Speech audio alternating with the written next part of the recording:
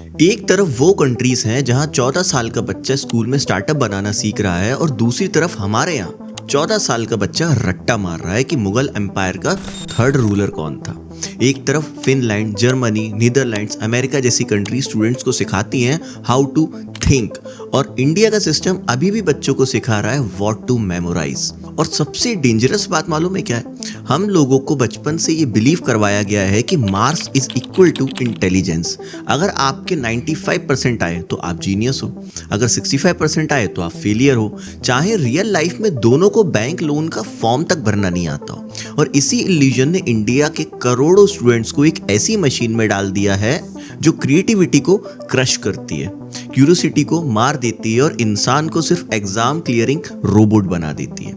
तो आज की वीडियो में हम कंपेयर करेंगे इंडिया वर्सेस वेस्टर्न कंट्रीज का एजुकेशन सिस्टम। और नहीं, ये typical India bad foreign good वाली वीडियो नहीं होने वाली।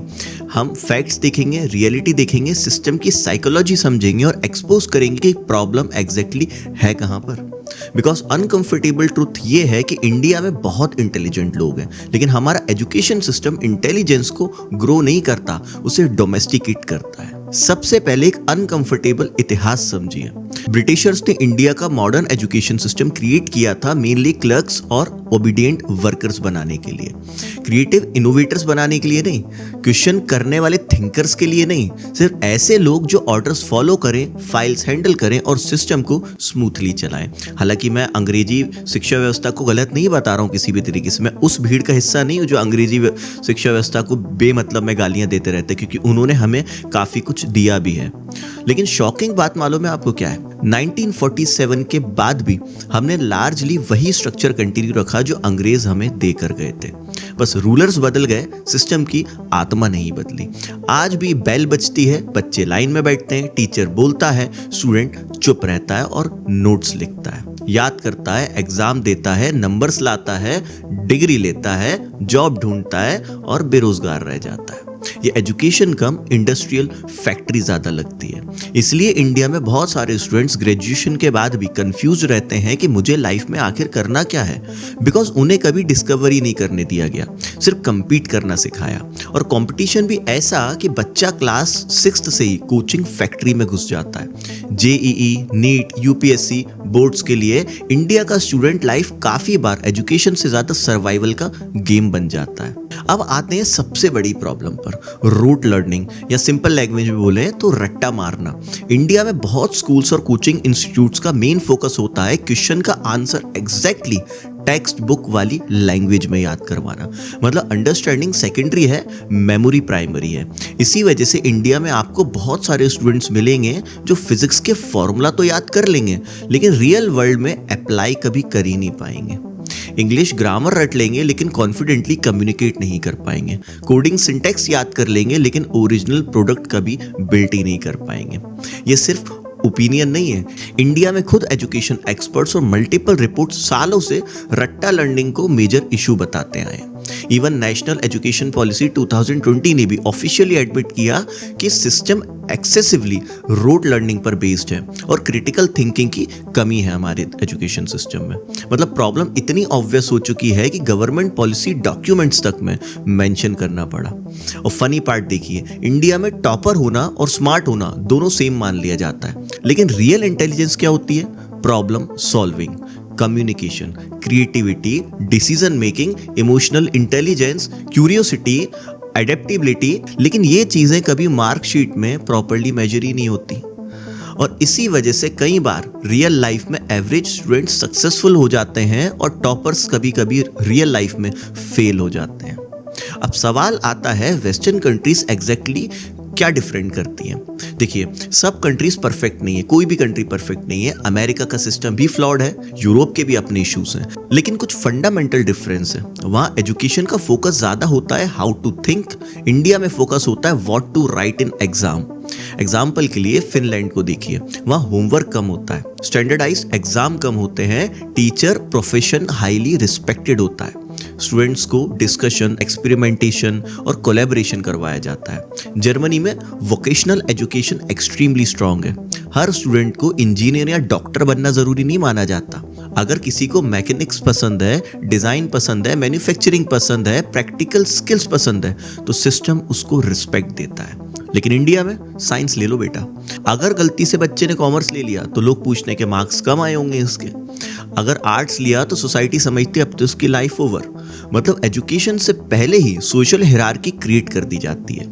वेस्टर्न कंट्रीज में कई स्कूल स्टूडेंट्स को ये चीजें भी सिखाते हैं, जैसे financial literacy, taxes, communication skills, debate करना, entrepreneurship, team work, research, mental health awareness तक सिखाई जाती है, प्रैक्टिकल प्रोजेक्ट्स करवाए जाते हैं। लेकिन इंडिया में बच्चा क्लास 12th पास कर लेता है लेकिन सीवी बनाना नहीं आता, टैक्स क्या होता है पता ही नहीं है, लोन इंटरेस्ट कैसे काम करता है नहीं पता, पब्लिक स्पीकिंग ही नहीं आती, इमोशनल स्ट्रेस हैंडल ही नहीं कर पाता। लेकिन हाँ, ट्रिग्नोमेट्री के 17 फॉर्मूला जरूर याद है उसका।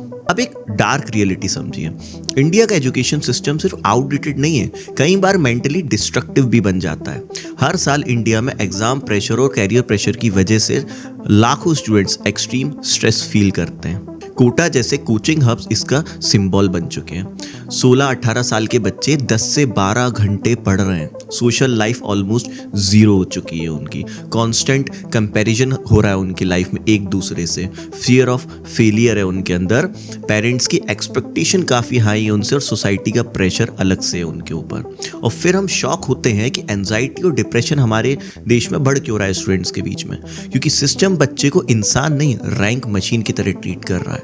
और सबसे डेंजरस लाइन जो इंडियन स्टूडेंट्स बार बार सुनते हैं कि बस ये एग्जाम क्लियर हो जाए फिर तो लाइफ सेट है। लेकिन रियलिटी क्या है, लाइफ कभी सेट होती ही नहीं है। स्किल्स मैटर करती हैं, माइंडसेट मैटर करता है, एडेप्टेबिलिटी मैटर करती है। एआई के एरा में तो और भी ज्यादा करेगी ये चीज। आज दुनिया रैपिडली चेंज हो रही है, जॉब्स ऑटोमेट हो रही हैं, लेकिन हमारा सिस्टम अभी भी बच्चों को 20 साल पुराने मॉडल से ट्रेन करता जा रहा है। इंडिया में कोचिंग इंडस्ट्री एक पैरेलल एजुकेशन सिस्टम बन चुकी है और ये $1 बिलियन बिजनेस है।